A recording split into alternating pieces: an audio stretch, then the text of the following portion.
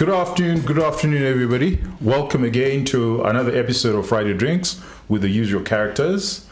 Today is a special occasion. It's a rabbit hole. But before we begin, I think that there's a petition going on around the winter solstice that you claimed was the coldest day this year. But it turns out that was actually the beginning of the coldest 2 weeks that we've had. Would you like to explain yourself? Well, the solstice is the solstice. It's supposed to be the shortest day in the year and the coldest. But I got it wrong. Yeah, we need to fact check everything that you say now. From here on. But it's warmer today. I'm actually impressed that he's saying he got it wrong. Because when I raised that issue with him, I was like, no, on average. I'm saying on average. So they're outliers. So he was trying to be all mathematical. To the mathematician. You see? So anyway, Shumba, it's good that you can say you got things wrong. That's what a man does. Yes. Yeah. Well, I'm a gentleman. There you have it. From the horse's mouth. That was not the coldest day of the winter. That was just the beginning of a very cold 2 weeks. But please let us warming know. up now. You seem to be very much afraid of the cold with the way you're dressed, but it's actually not too bad today. Yeah, it's not too bad, but it's going to get colder, and we're going out tonight, so yeah. I'm well prepared. But tell us, what are you having? What are you drinking? Well, as always, the more interesting drinks are on this side of the table. I actually, it seems like it's rare these days for there to be somebody else enjoying in the wise waters. I've got a scotch here from one of the older distilleries in Scotland, Glen Scotia, 15-year-old, non-chill filtered, matured in American oak, so it's going to be on the sweet side of the spectrum.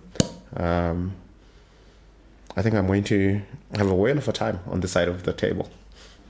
We don't envy you one bit. On this side of the table, so I'm having what's called the Fusion Palace. It's a Zumbani, baobab, hibiscus, and ginger tea. And a concoction of shrubs. Yeah, actually. And spices and herbs and oh my gosh. And yeah, spices and herbs. So yeah, I'm looking forward to it. And on this side of the bar, I've just decided to go with the purest of all beverages that you can think of. They call it water. It's non-alcoholic. It's 0% alcoholic. All right. Yeah. Fantastic, gentlemen. So what we're going to do is we're going to go into a rabbit hole, and anecdotes will be allowed. Rufaro? I'm not a fan of anecdotes, by the way. I don't know why you're looking at me. Allow you to use your anecdotes. Like that. I'm a data guy. Anecdotes I understand, and they're good. To help people wrap things around their brain, but the data is king. Yeah, well, this time around, we're going to allow lots of anecdotes, primarily because lots of people do argue that way. And a lot of anecdotes have been used, to describe whether or not the economy has been performing. And we're going to review the last 6 months. And if you do have anecdotes, we will allow it and we will have a debate around the anecdotes. But the idea is, where are we coming from? What's happened in the last 6 months as far as the economy is concerned? Are we growing? Are we not growing? What are the numbers that are coming out? What is the anecdotal evidence of the economy growing or the economy shrinking? And there's another debate that, okay, it's not as vigorous as it was. Let me lay the land, and then you will have the floor. Sure. Right? So that's what we want to talk about, and how it's going to be structured is we're going to go into. It's not really structured. That's why it's a rabbit hole, and what we think you will benefit from it is you will have some sort of insight on what's actually happening in the economy, in the different sectors, and how well you can read the leaves, so to speak, and what's actually happening on the ground from people who know absolutely nothing about what they're talking about. And we will start with one prime evidence of this, and that's Rufaro. Well, I've got a legitimate excuse for babbling because I am drinking wise water. I don't know what you teetotalers, what your excuse is for not knowing what you're talking about. We just love to open our mouths. That's a good enough reason. And hear the sounds of our voices. Absolutely. Yeah. So one of the interesting things that's happening over the last 2-3 weeks is this debate, as we've seen Zim dollar liquidity tighten, and both on the power market and certainly on the official market, we've seen the rate pull back. We've seen Zim dollar prices of things pull back. And obviously, there's a lot of cooing about it in official circles that this is evidence that we've turned around, that we've got stability, that the Zim dollar is sustainable and desirable as a currency, not just for transactions, but as a store of value. And we had this debate about 6 months ago, I think, where again the rate was stable for some time. And actually, the way I framed it was, do leopards change their spots? Absolutely not. But Ranga is the perennial optimist when it comes to these sort of things. Do you think that this tightening in Zim dollar liquidity, this strengthening of the local currency, it's sustainable, it's as positive as the powers that be would have us believe? I don't think it's sustainable, but it was to be expected that the authorities would react the way they did, especially ahead of an election. And I would say the major theme of the past 6 months hasn't been growth or economic performance and other things. It has been stabilizing the monetary side. And I'm sure we all witnessed what was happening, the chaos and the havoc that was playing out on the monetary scene. So it was bound to happen that they had to react. And obviously, if you had to ask the authorities of the two, stability in the exchange rate and economic growth, which one would they go for? Certainly for 2023, I think they would choose monetary stability any day. Okay, statistically, the Zimbabwean dollar, even though the rate, if we use the rate of 4,500, it has actually lost 83% of its value in 6 months. Yes, so when you look at it that way, but also don't forget that it had gone to almost 9,000. So they've actually achieved. The official, that's the official. I'm actually talking about the official. The official is never... It never got to 9,000. Yes, but the official was always going to chase what was happening on the power market. So imagine if the rate on the power market had been allowed to just continue drifting the way it was and maybe go to 15,000. Surely even the auction rate was also going to get to those kind of levels. I love this kind of language, where if the rate on the power market was to be allowed, as if there are some actors outside of the issue of the currency that are responsible for what's happening on the power market. If there is no printing, you don't need to allow anything. The rate is not going to go anywhere. But is this not the calm before the storm? So, yeah, the rate hasn't reached 15,000, but who's to tell in the next 6 months? And perhaps what has stopped the rate from running is purely electioneering. So the guys have just made a point that this is backdoor price controls. So they're going to control the prices using the auction rate. But immediately after the election, this thing will just run. So I have a different storm metaphor. You talked about the quiet before the storm.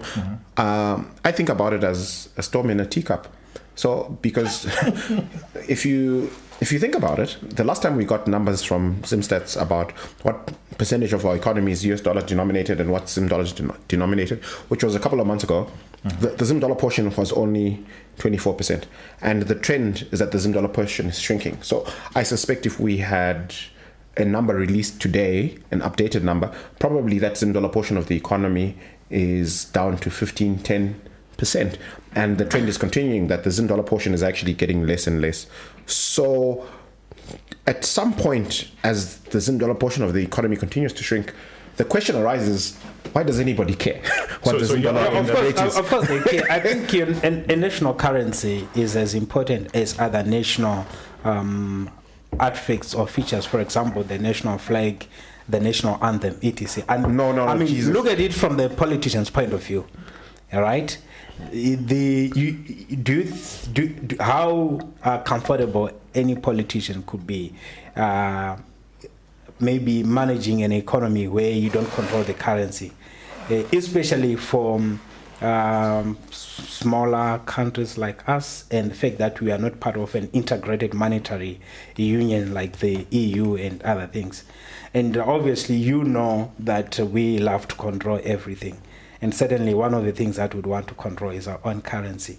Otherwise, I mean, where would you get an opportunity of putting even the portrait of Mbuyane and other people? No, I think he's being sarcastic. No, he's actually being quite sincere. I'm being sincere. No, which is hilarious. He's making fun of our government. No, I'm not. I can't do that. Point of I'm order. very patriotic. But okay, so this is the way I look at it, and I think that we've seen the numbers from the National Public Debt Office. That actually sits in Treasury. We've seen the numbers that are coming out, that our national debt is now $18 billion. But I think that they use the auction as a backdoor tax. So if you look at our tax system, we are now one of the highest taxed country in Africa. And you can't tax anyone anymore. You can't increase any tax. There's no way where you can actually introduce a new tax. And the obvious one is the retentions, the surrender retentions. The export surrender receipts from our exporters. And the easiest way of doing it is by introducing the auction. So you get these US dollars, real US dollars, so 25 cents of every dollar that an exporter sells, you now get real dollars. And what you give them in return is something that you can print. Literally, it's toilet paper that you can give them, and you say, "Well, no, it's a currency. It's not toilet paper." You can't say that about a currency. But look, it's not so much about. For me, it's not. First, hear the argument. No. I just wanted to correct you that it's not toilet paper. It's a currency. Now you can continue. Okay, so just hear the argument. Okay. No, I was just having fun with you, but. Literally what I'm saying is you're now printing paper that cannot be used anywhere else in the world, and then you're giving the exporter that. So it's actually a form of tax, and that's the problem that we have. And that's why they're keeping the Zim dollars. They're keeping the Zim dollar because it's got absolutely nothing to do with sovereignty and anything to do with, the fuzzy feelings that one gets, or patriotism around currency. Have nothing to do with that. Otherwise, it wouldn't lose 83% of its value. I just want to point out to Ranga that, notwithstanding how you feel about this, toilet paper actually has more utility than some of our notes. I'm not going to join in that kind of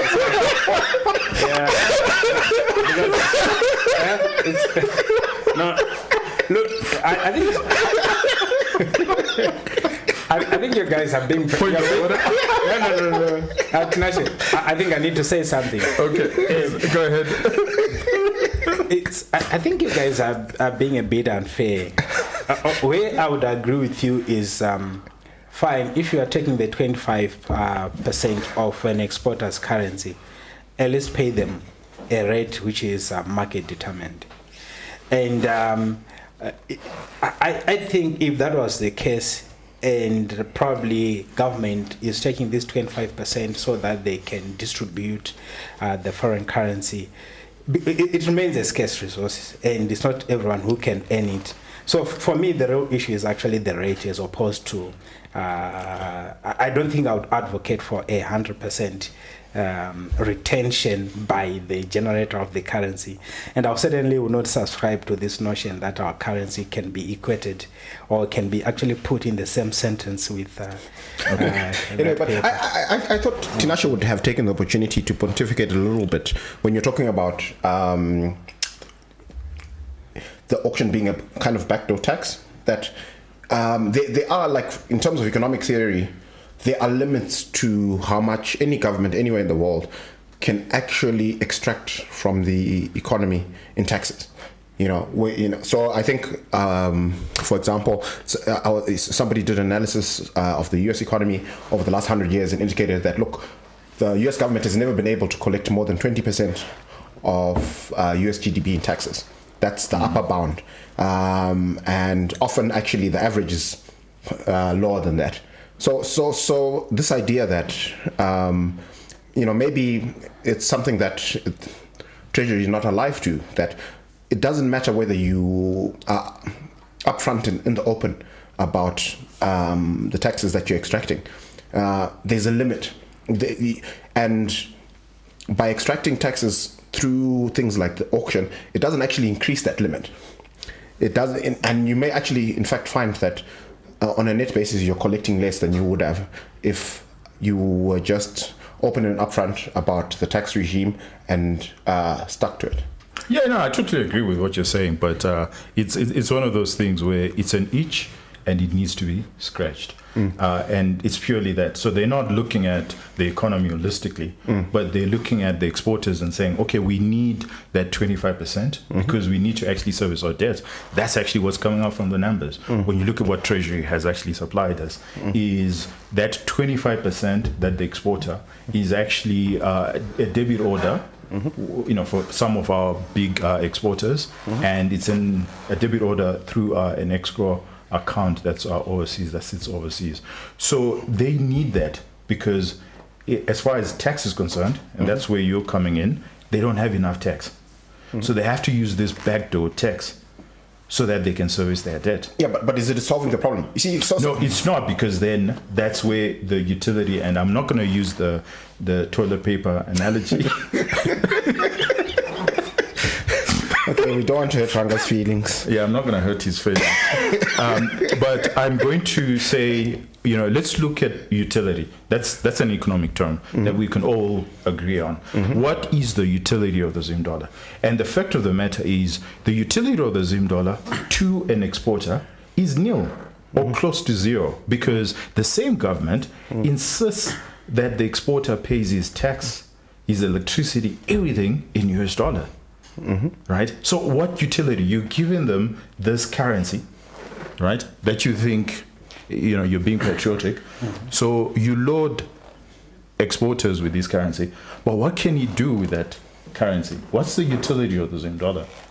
Tinachi, but this is like a new policy measure where they're saying you have to be paying your taxes in Zim dollars. No, that's been the going policy for the last 3 years. Yeah, but I mean, this aggressiveness in terms of wanting to collect it in Zim dollar, it's actually, I look at it more as trying to troubleshoot the Zim dollar.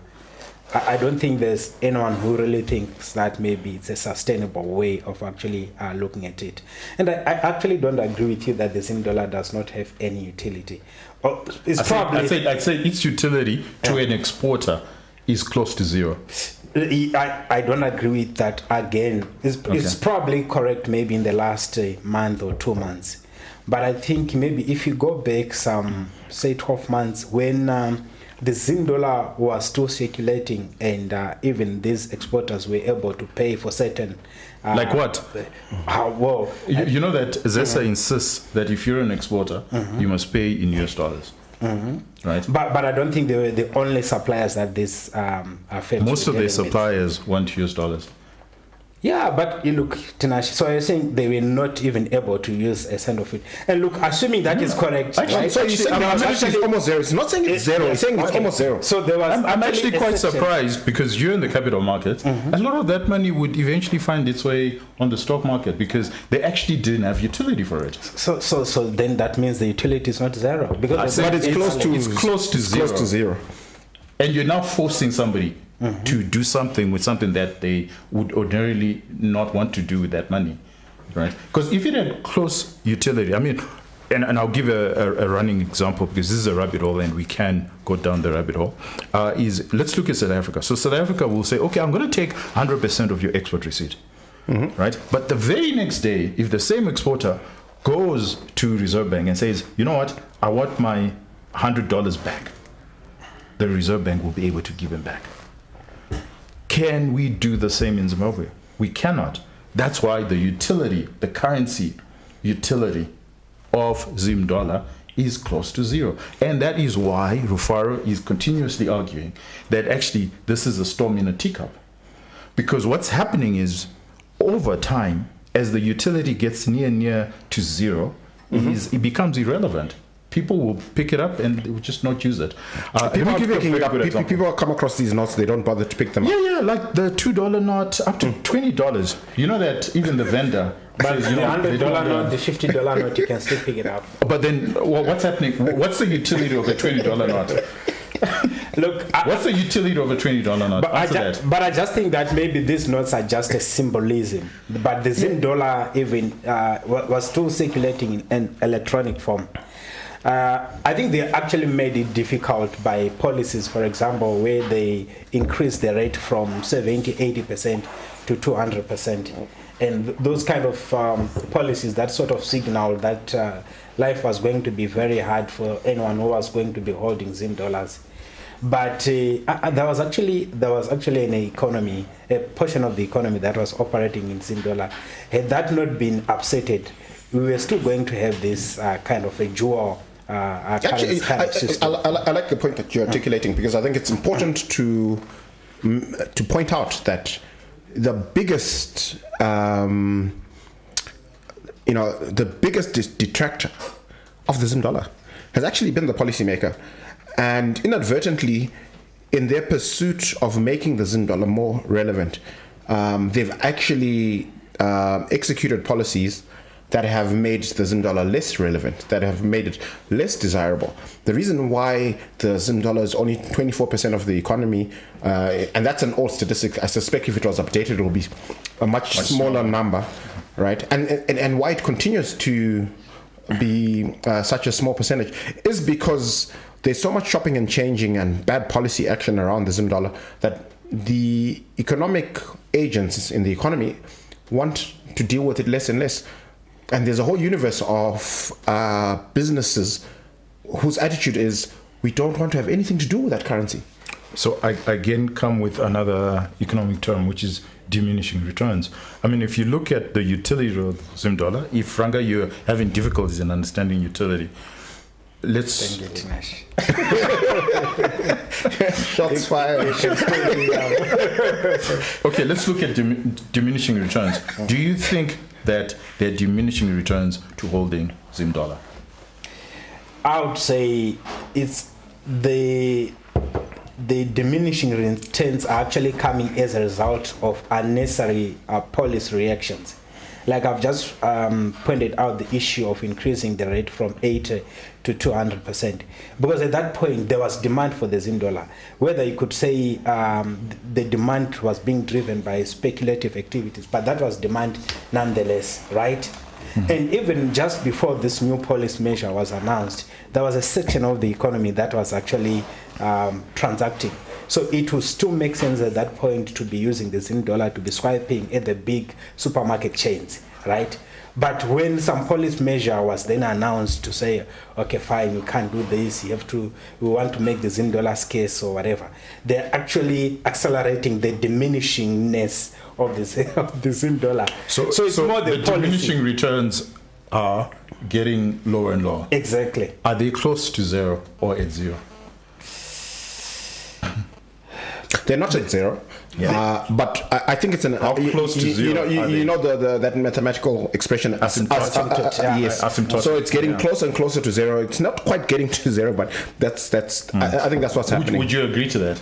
Yeah, I would agree to. I would agree with that. And again, I'll still point back to the policy makers that they've actually responsible for this acceleration to close to zero that you are talking about. Mm.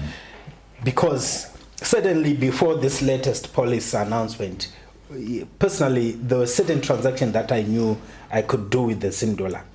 So to the extent that I could still transact in certain areas, I would have a demand of some Zim dollar to a certain extent, although probably most of the other transactions were being done in USDs. So I think it's possible to actually take it back to above or where it is right now, but it will take a lot of time. It's not going to be through just policy directives. Okay, so I'll come up with another economic term, because we are, after all, an economic term. So if the utility, so Shumba understands utility, and he agrees that the utility of the Zim dollar is becoming far less. Mm-hmm. You understand diminishing returns. So as far as Zero is concerned, he understands that there's diminishing returns to the Zim dollar if you look at the last six months.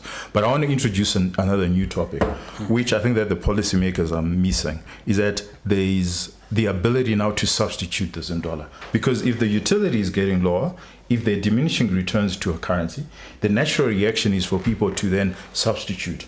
So when they substitute, it's very difficult for them to then go back, right? Because now when you go back, then you must have higher returns. There must be higher utility to go back into that currency. You were far better off when it was diminishing returns and you have policy measures that ensure that its returns go up or its utility go up.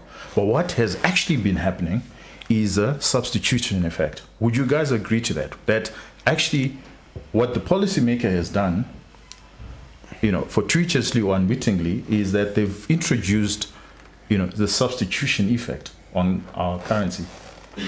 Yeah, that's very true, and I don't know why someone didn't see that coming, because by making the Zim dollar unavailable in an economy where people still have to transact, what are you saying? So basically, you are pushing everyone to whatever currency that they have, and in this case, it is the USD. Even those activities, economic activities that still could be done in Zim dollars, you can't do them anymore in Zim dollars because the Zim dollar is just not there. Now, we ask you a question that for someone, imagine someone who, for the next month or so, they're used to just getting almost 100% of their sales revenue in USD. Would you expect that person to accept the Zim dollar at some point, especially in its current form? So they've actually taken the transactions from 80-20 to probably 99.9 to 0 point something percent. So it was not necessary. I understand the pressure and the need to try and stabilize things, but I think it could have been achieved by simply saying for the next which is actually what they had in terms of the legal instruments, that we're going to have the Zim dollar for the next US dollars as part until of 2025. 2025. I think they should have gone all the way to say until 2025 we are doing pure USD, and then you don't have this situation where the Zim dollar is actually rejected by the system, but it's more a planned sort of phasing out. And then it would have come out as some sort of a policy action that has been taken. To capture his argument, which by the way, I totally agree, is for currency to move from being toilet paper to a proper currency, you have to increase its returns and you have to increase its utility, right? And you then would want the substitution effect to happen, where people will move from US dollars to Zim dollars. And the easiest way of people moving from US dollar to Zim dollars are actually portfolio investors. So it's outsiders. So maybe not necessarily Zimbabweans because they suffer from some sort of trauma, but it will be outsiders. And the natural effect will be an outsider will say, you know what, look at the interest rates in Zimbabwe. Yeah, I know it's in Zim dollar, but I'm quite happy to pay to play that risk. And I know that I'll be able to switch back from Zim dollar to US dollar and get my money back. Now, the problem is there is no substitution. There's no direct substitution in our market where someone who has brought in US dollars, got Zim dollars, can reverse that transaction, move from Zim dollars to US dollars. So what you've done is the local domestic market suffer from trauma. The international investors, there's no substitution. They've also suffered from trauma. Well, you always have buccaneers. You always have buccaneers who think, you know what, I think this time around it will be different, right? Because people have so much money and the interest rate, the return, because really it's about risk return. The return is so much that I wouldn't mind coming into the Zimbabwe market. Yeah, I think you raised an important point. I'm going somewhere with this. When I look at the stock market, and you guys know this more than I do, are you finding a lot of those people who have US dollars, are coming in, playing in your stock market, because you guys are always singing its praises. Yes.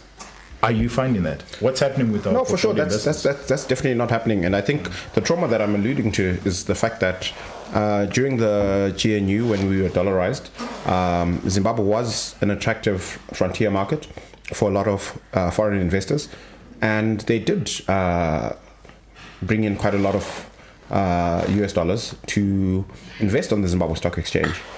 And, a lot of them earned dividends that they weren't able to ship out. A lot of them then sold their shares and they struggled to ship out the funding.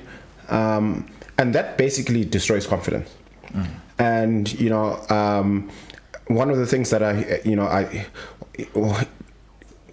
when the Second Republic came into power, Treasury went on a roadshow to these capital centers, London, New York, Johannesburg, and they had these conversations with people who typically move money to a place like Zimbabwe.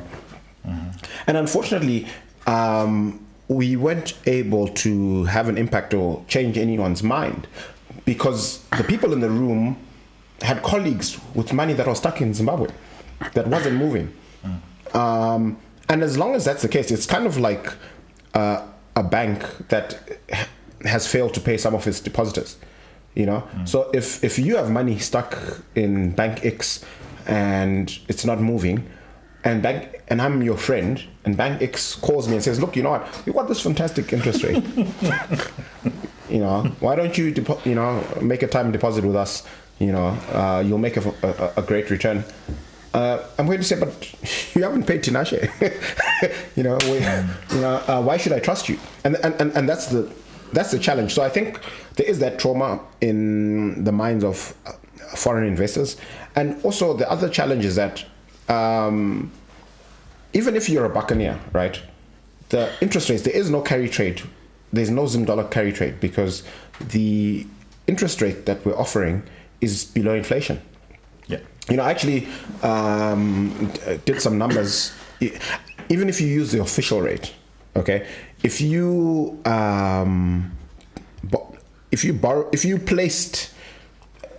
changed $1 million at the beginning of the year into Zim dollars, and you placed them on the local money market, right? So you changed your $1 million at the official rate on 2 January 2023.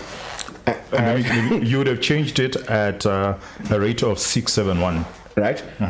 And then you placed your money on the local money market, right? And then today you wanted to exit, your investment matured today, and you want to change those Zim dollars plus interest back into US dollars at the official rate. Well, when give me a date and I'll tell you what the rate if we use today, right? Today's the 21st. It would be 4,537. Right? You would have lost 83% of your value of your money, right? So why would anybody do that? But if our interest rates were real, then there would be a carry trade, and somebody who has engaged in that trade would be exiting with $1 million plus a meaningful return.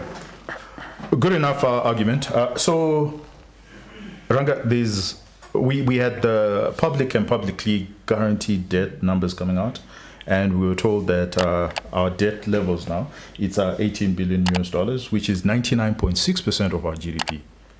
So the Ministry of Finance and Economic Development has actually come out and they've told us that our economy, the size of our economy is $18 billion. And I know this is a question that we get a lot of the times, and we're going to get into the anecdotal evidence, but I thought I'd start with the mathematician. Let's hear your view. The economy size, $18 billion. Do you believe what the Ministry of Finance and Economic Development are? I mean, they're very candid.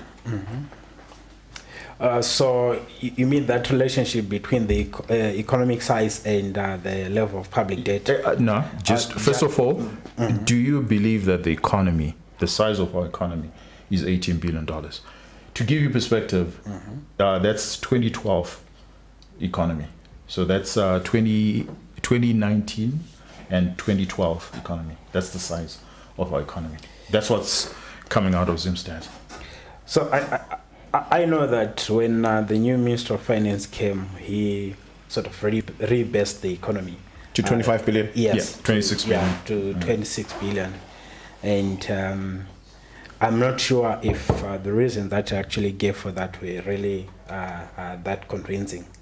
And maybe the way I want to look at it is, so are we saying we are at the same level that we were operating at in 2012? Yeah, in constant dollars. Yes, and are we seeing evidence of that? It's a very difficult one because it's more like the growth story that we sometimes discuss. So you might see sit in a certain setting where probably people are arguing that the economy hasn't been growing. But every now and then you are getting a louder voices of people that are saying the economy. The question, Ranga, is do you believe that number? I think would you take that number? I think I can take that number. You can take that number. Okay. But for me, the important thing is what is the significance of that number vis-a-vis the size of the economy. What was the size of the economy in 2012? The size of the population in 2012? It has increased by about 1% since the last census. 1.5%. Yeah, 1.5%. So it's not a lot.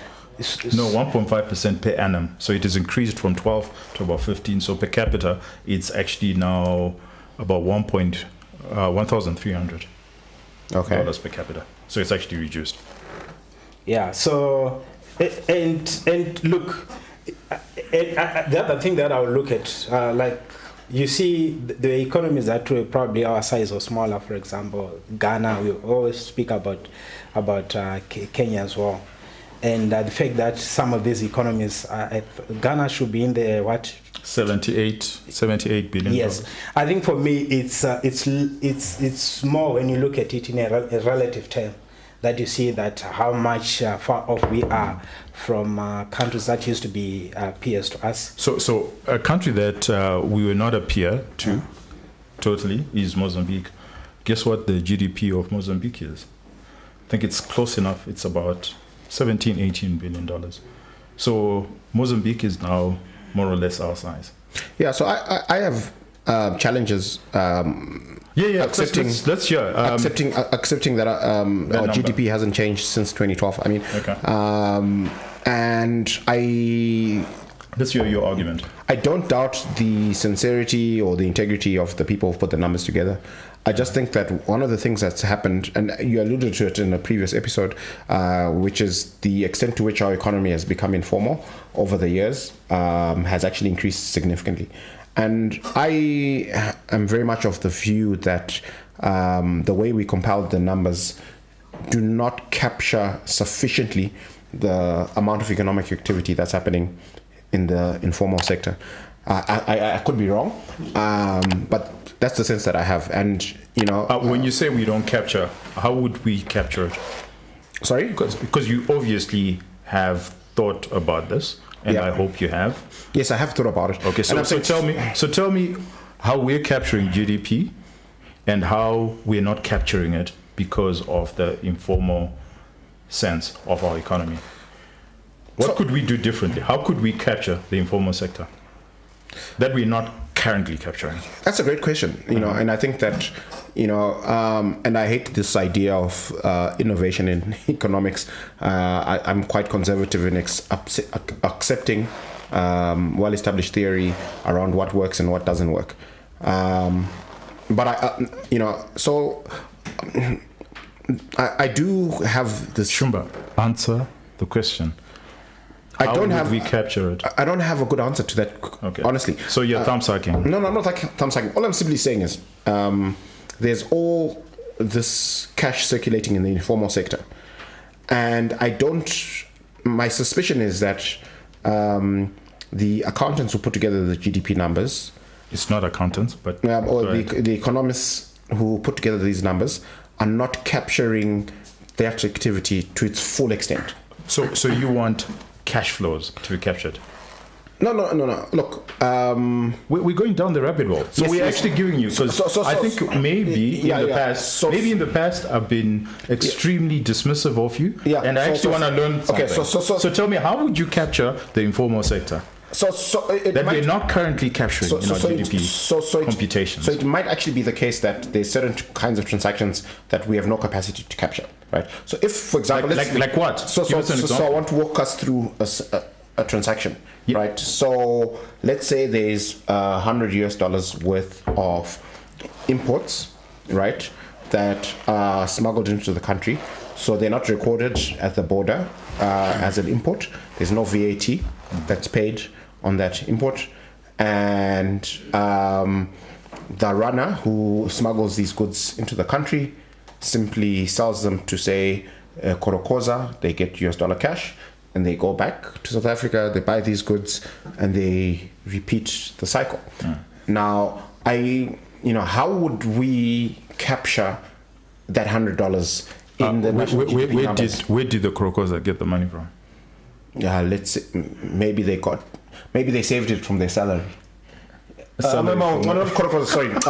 Korokoza got the money from where? From selling the gold. To who? To somebody who buys gold from a dealer. Whether right. So that is captured, right? So that $100, we know that there's $100. Yes. So we're capturing the income generated by the Korokoza. Yeah, and we can. But are we capturing the runner's transaction? No, because you have to choose how you're going to capture it. You can capture it from the income side or from the expenditure side. So while you might be true from the expenditure side, it's not true from the income side. So from the income side, we can capture GDP from the income. So how they calculate GDP, the other thing that we need to be very clear about, and I'm not so sure that you're clear about it, is GDP is value addition. So a subsistence farmer, right, who grows his crops and eats his crop has not added anything to GDP. Because there's no trade whatsoever. But they have survived. So that could be your argument. So the real arguments against GDP is that it's actually very possible that, and I don't know if you guys are movie stars, movie buffs, but does anyone remember the movie The Village? No. So is this community that lives in a national park that does not in any way interact with anyone else. So they grow their own food, they make their own clothes, and it's a tiny little economy that is totally divorced from everything else in the real world, right? So it's very possible that you could be a subsistence farmer, which is perhaps your argument, that you have people who can grow their own food, feed themselves, they don't get any subsidy whatsoever from government, they grow their own food, they eat their own food, and they trade amongst themselves from a subsistence perspective, and they do not buy any Delta product at all. That's what we mean. Like The Village, they didn't even buy any product at all. Only then would you argue that the GDP number is not fully capturing, right? But when you look at GDP, what really determines GDP is value addition. And the World Bank has done a very interesting study on value addition, where they looked at the informal sector and they said, how much is an informal trader earning at the end of the month? Sort of like his profit or his income, which by proxy you could say that's the value addition. And they realized that the informal sector, the guys are earning $100. Like that's the average that they're earning. So you could, from an income perspective, you could say, well, the informal sector, it's $100. That's the value addition that they're giving in our economy. And the number would still be around $18 billion. Around about. I'm not saying that... But is that calculation precise? Because I think the point that Farah was making was, whereas there's an attempt to try and capture activity in the informal sector, there's certain leakages that are bound to happen, or certain numbers are actually not captured correctly.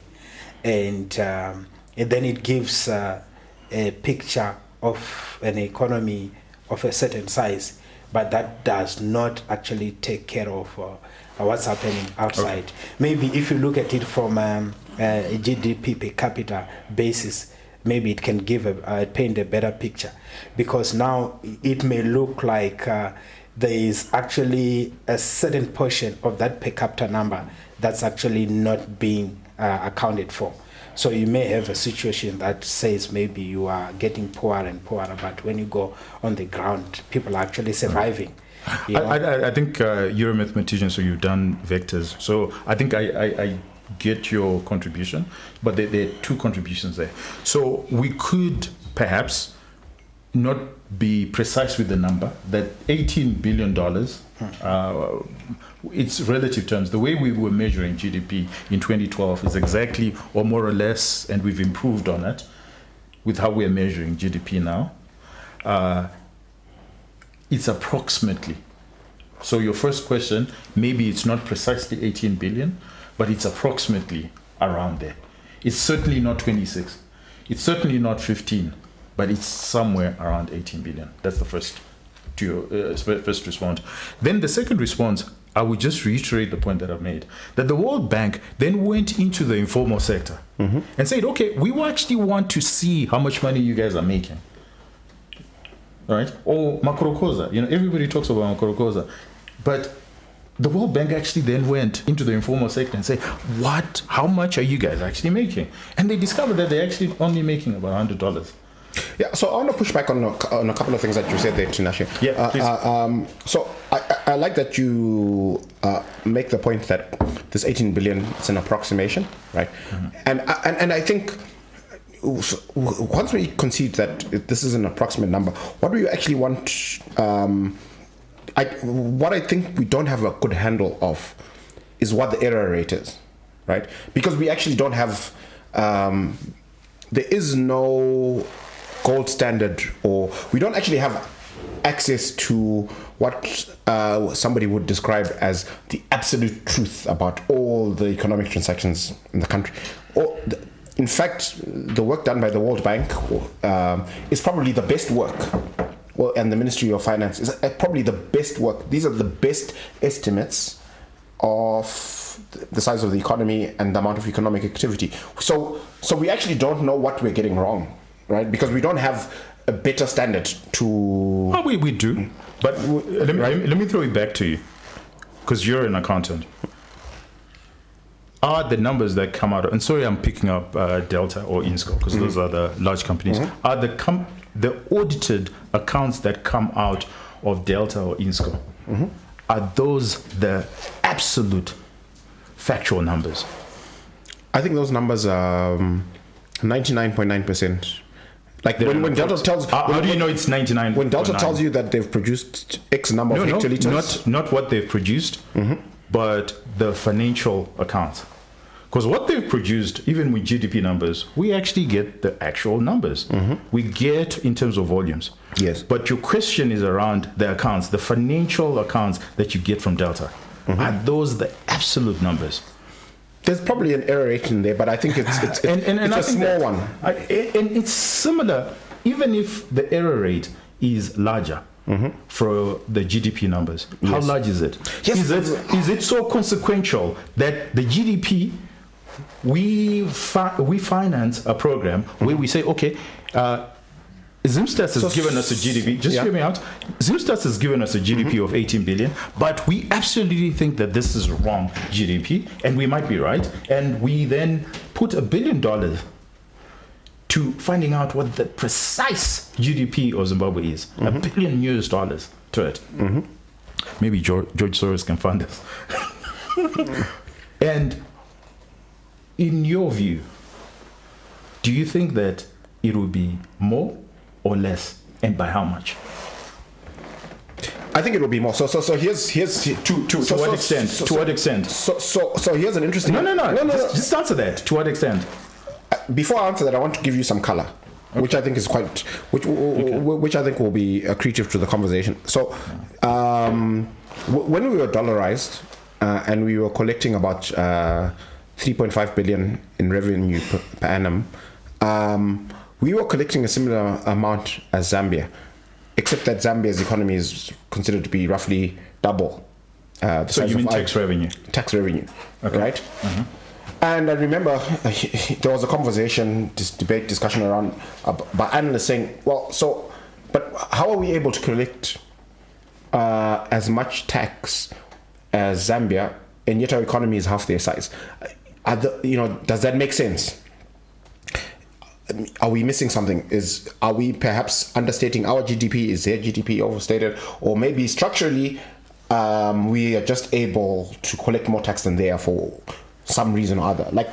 There was no definitive answer as to explain this gap, but I think that it raised some important questions about these numbers of GDP, and so I'm not claiming to have the answers to say, look, it's I think we're going down the rabbit hole. Yes, well, this is a rabbit hole.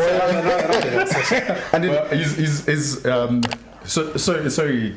I think, you know what? Let's hear the mathematician. So we wanted to be precise, right? We want to be precise with our GDP, and we go to George Soros and we ask for $1 billion, and we come into Zim and we say, you know what? We want to be extremely precise. We don't want an approximate number of our GDP. We want to be extremely precise.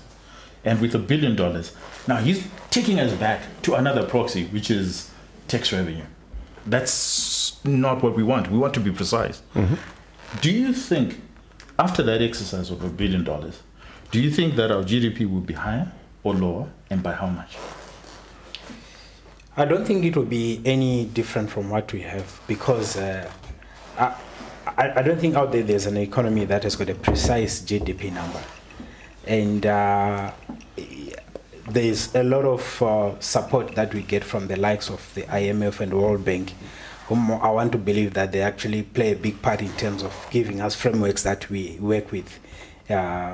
More like the standards, if you could put it in accounting terms, if there's anything like that. So it's the standard of measuring economic activity. And I want to believe that we are basically using those kind of frameworks to try and measure. Probably there are options that one can pursue, given what Tinashe was saying about whether you can use it by income or by expenditure. No, they actually do it. Yes. The Zim Stats actually produces by income, by expenditure,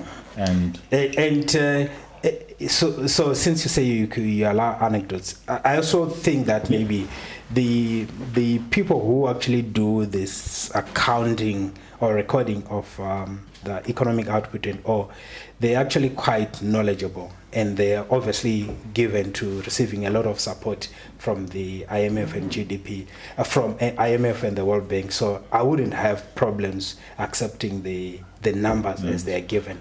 And I think if there was something amiss, those were going to be the first people to flag these numbers. Because besides getting economic growth numbers from the Ministry of Finance, we, as an analyst over the years, I've always relied on, after seeing the numbers from Ministry of Finance, I look at what maybe the likes of World Bank, IMF, and African Development Bank are saying are numbers on Zim. You'd find that the base is actually the same. Which means that more or less, they actually agree in terms of with the framework which is used to calculate economic activity. They might have a different number in terms of the growth or the change, but basically the framework and the... So let me give you my view. If George Soros had given us $1 billion and we were to get precise numbers, I think that the GDP would be lower. And I'll tell you why the GDP would be lower. So I will use one anecdote, right? I'm just making a point because we've allowed anecdotes. Is when you look at maize production and you look at the GDP as far as maize production is concerned, it's two numbers. So it's the actual output quantity times the price, the average price in that season. And if you look at the price that we calculate using our GDP, we're looking at price of maize of around $350 per ton. When we know that international prices, it's closer to $200 per ton. So somebody is being given more than they should. But it's not everybody. But what it tells me, I'm just using that one line item. Sure. That's why I think it will be lower, because the exchange rate that we're using is a much lower. We're using the auction rate. We're not using the market rate. So when the maize value addition that we're putting in the economy tells me that it's being subsidized elsewhere. And that subsidy may not be fully captured in our GDP numbers. So I think if we were to do a precise number, it might actually turn out that our GDP is less. But what I will concede to This is what I will concede to. And really it's directed at the elite. Because there's a certain economy. What's happening with Zimbabwean economy is it's now becoming a trader's economy. It's a trading economy. So if you look at the trading economy over the last 10 years, that perhaps has doubled, right? So people who are just selling something, because consumption has actually doubled. If you look at remittances, 10 years ago, what the remittances were, they were less than $1 billion. Today, this year, they will probably breach the $2 billion. And that's through formal channels, and there's a lot that happens informally. Absolutely. So if you look at that, if you look at the sectors, I think that particular sector has actually grown over the last 10 years. And we tend to interact a lot because it's the retail, right? So we tend to interact with it a lot. And we then assume that the economy is doing very well because that's what we interact with. That's number one. Number two, another sector that has done phenomenally well over the last 10 years is exports, which actually buttress, though anecdotally, that the economy, the Zimbabwean economy is not doing so well. Because if the Zimbabwean economy was doing so well, companies wouldn't be looking outside. They'll be looking internally. But what has actually happened is they've realized that actually the consumption in Zim, there's a cap. And we're far better off just exporting. So your exports, anyone who's exporting has actually increased over time, and that has actually helped our GDP. So if you look at export receipts, US dollars that are coming into the economy, there's a substantial amount of that. But a bigger chunk of our exports are actually coming from the extractive sectors. So it's not like we have got a local use of gold or of tobacco or other things. So it's not. So I think a portion that is actually explained by that point you've raised, that they're exporting because the local economy doesn't have capacity, is actually quite tiny, of products that we could possibly use internally. I think the growth has been because there's actually been growth, especially when you look at the extractive sector, and even in agriculture. On the horticulture side, certainly in the last 3-4 years, there's been a lot of activity. I think there's there's a whole lot of exporting activities taking place of, is it blackberry? Yeah, blueberry. Yeah, blueberry. Yeah. So, and a number of those things. So there's actually sectors where there is some growth. We have seen that also with maybe gold. So mining is cyclical. So yes. Part of it is just the price. I actually think Tinashe, without perhaps he didn't consciously intend this, but he's answered an important question about an anecdote that vexed me for the longest time, which is when you look at the data coming out of companies like Delta, record hectoliters, beer lager sales, carbonated soft drink sales, Simbisa, they're doing incredibly well. They plan to significantly increase their account. So for sure, the retail and the wholesale and retail sector is growing, and it's grown a lot. And aggregate demand has grown. And one of the things that vexed me about this is how can that be happening in an economy that is not actually growing? If what you're saying about zero growth between 2012 and today, then so where's all this extra consumption coming from? And I think you explained that speaking to increased diaspora remittances, and what we're seeing in some of the export sectors. For example, this year we have record tobacco production. You've got more than 100,000 registered tobacco growers. And what were these people growing 10 years ago? They were subsistence farmers growing maize that was sufficient for their consumption. And the value add was small. And now they're growing tobacco, right? So to the extent, even if they still grow a bit of maize, every kg of tobacco that they're producing is a kg of maize or some other food crop that they're not growing. And they're getting, so it's an export crop and it allows them to increase their consumption. So you've got the diaspora remittances, they increase consumption. You've got the tobacco growers, 260 million kgs record tobacco production. That is increasing consumption. And if you look at the gold production and the fact that the gold price today versus 2012 significantly higher, a lot more activity in the Korokoza part of the economy. So they consume more. So when you look at Delta's numbers and you try to understand why there's much more consumption today compared to 2012, in that context, then it makes sense, right?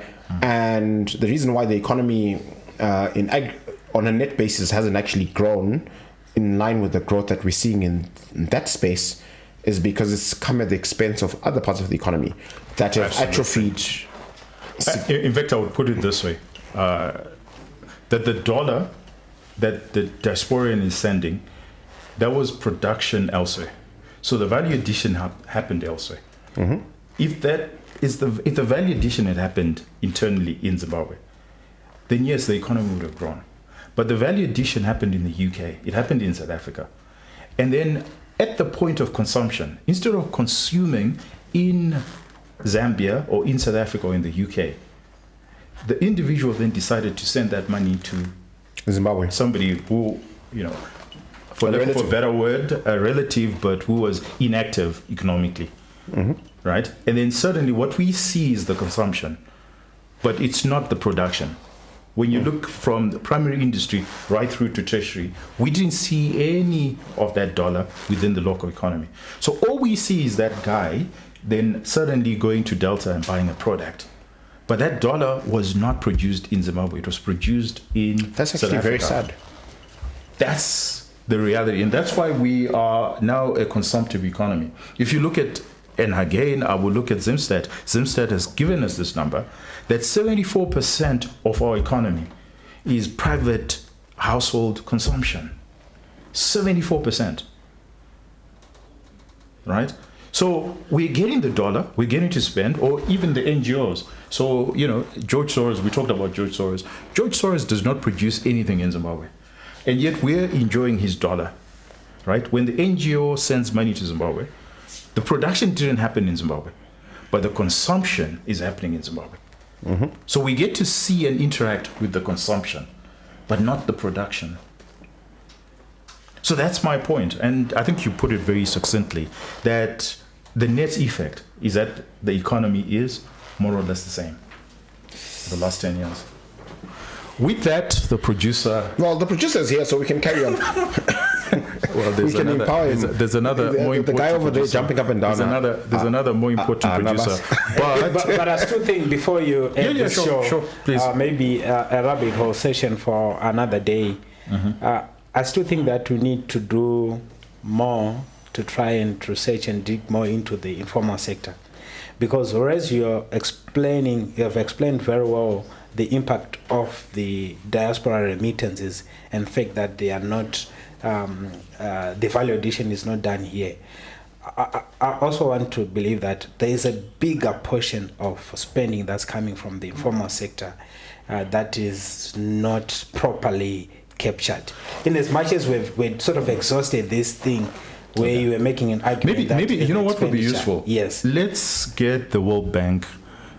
She's now the country director. She actually did a full-on report. Okay. And I'm actually quite surprised that you guys didn't read it. Well, she actually did a full-on report on the informal sector. Mm-hmm. In about 3-4 weeks, we're going to have the former World Bank country director on the show. So we'll have the benefit of his. Well, I think there's a study. It's last year they did a study. They did a very comprehensive study. That's why I'm giving you the data point that a lot of the informal sector, the vendors, the makorokoza, it's mostly subsistence, and they make about $100.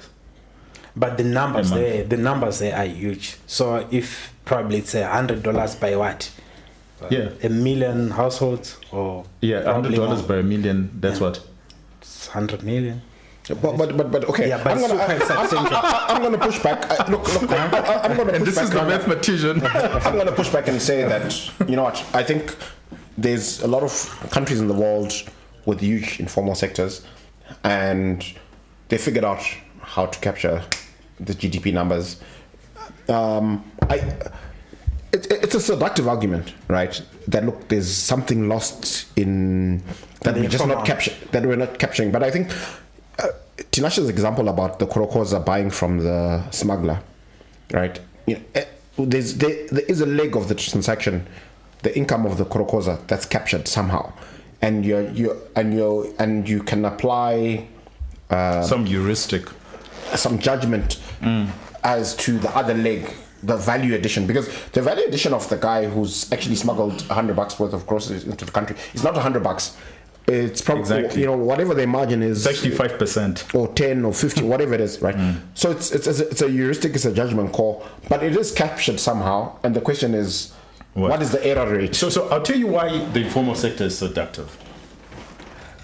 Often what we see on TV, and this is speaking directly to the audience, if you think about it, often what we see on TV is a guy who's holding $100 million or $5 million, and we think that it's his money, and we think that he's worth $5 million, right?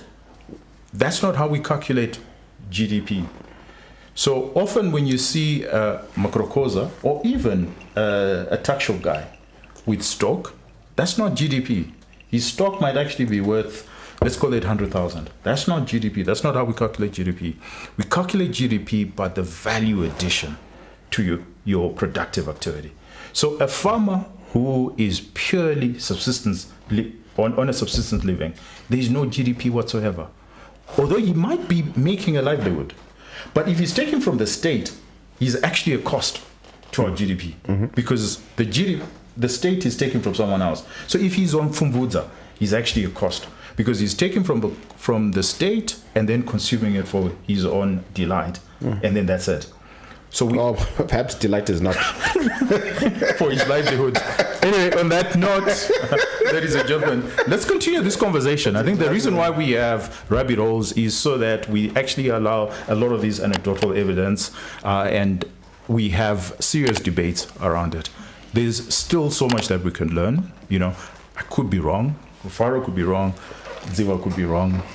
But the more and more we have these debates, the more and more we get down the rabbit hole, the more and more we discover so much more.